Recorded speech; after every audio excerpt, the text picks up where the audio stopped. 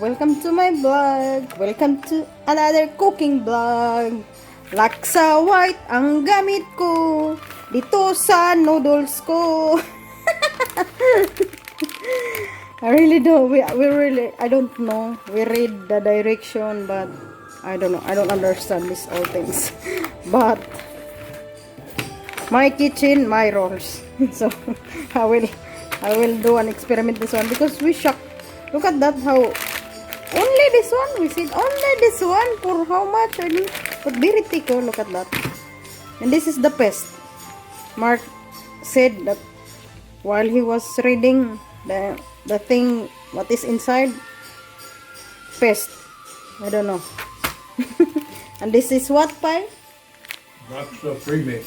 Laksa premix. And the other one? McCormick seasoning. Marconic seasoning. I guess this is the Marconic seasoning and this is premix. I don't know.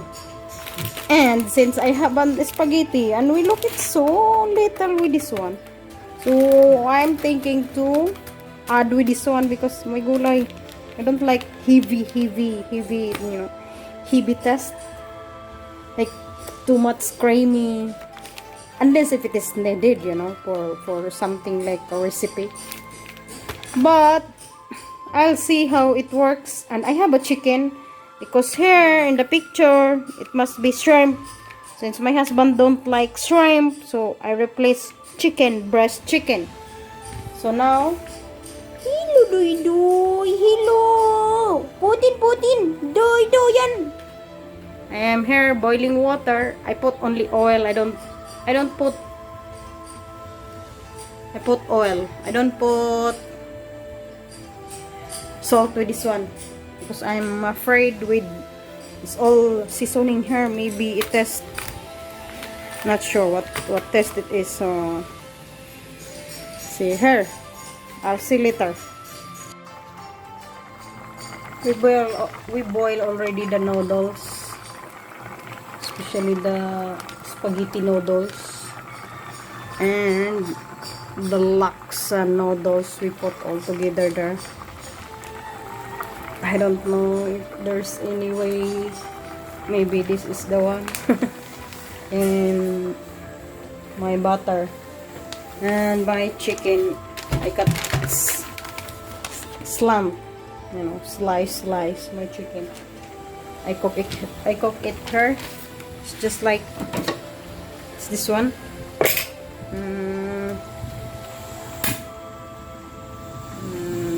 This it's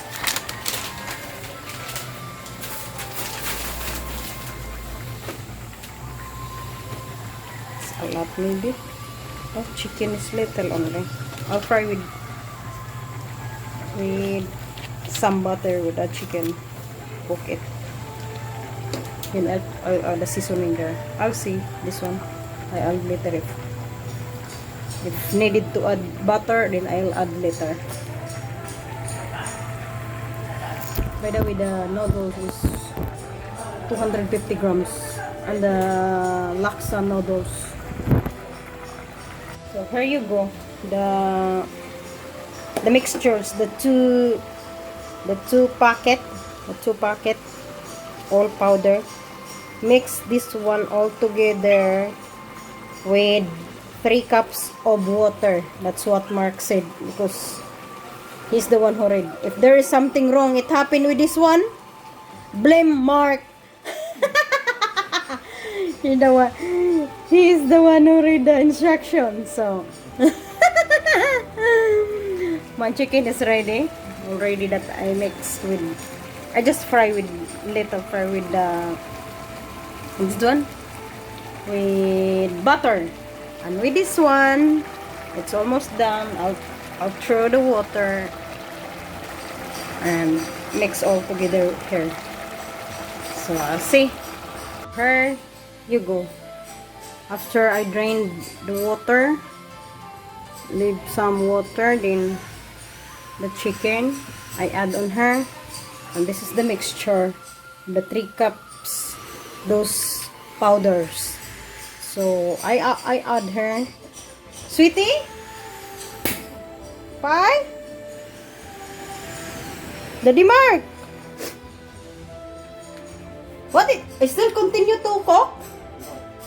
You said to cook after we put in here? Still continue to cook? Did you drain the water out of here? Yeah. Okay. Mix the mixture put together here. Oh yeah. And you're gonna boil again? Boil again. I think that's what it said. Bulalo. Until become bulalo. Buddy.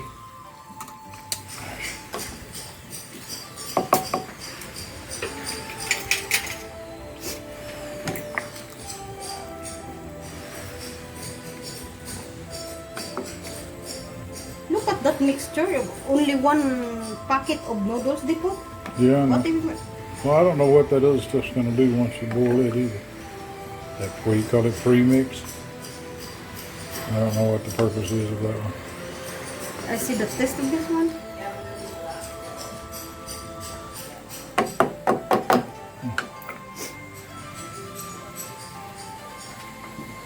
Is there any salt or what? And should have all the seasoning in it. Yeah, but the salt is not too much. I guess I add. In the noodles, I add the noodles.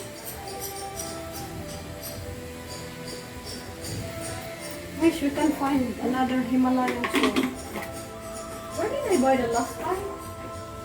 Oh, yeah, there in the... Twin Lakes or whatever it's called. Let me go there.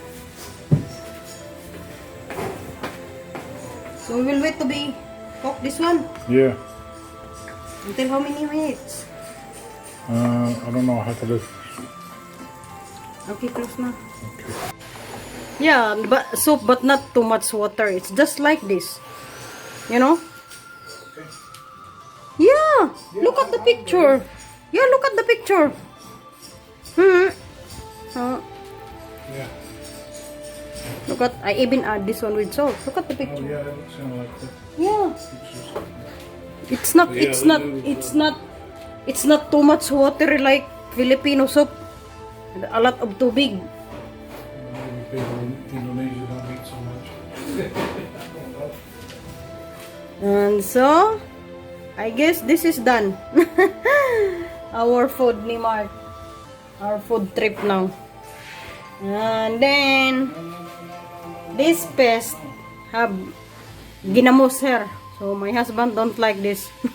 I'm going to try this one if but smell ugly. Smell ginamos. Bagoong.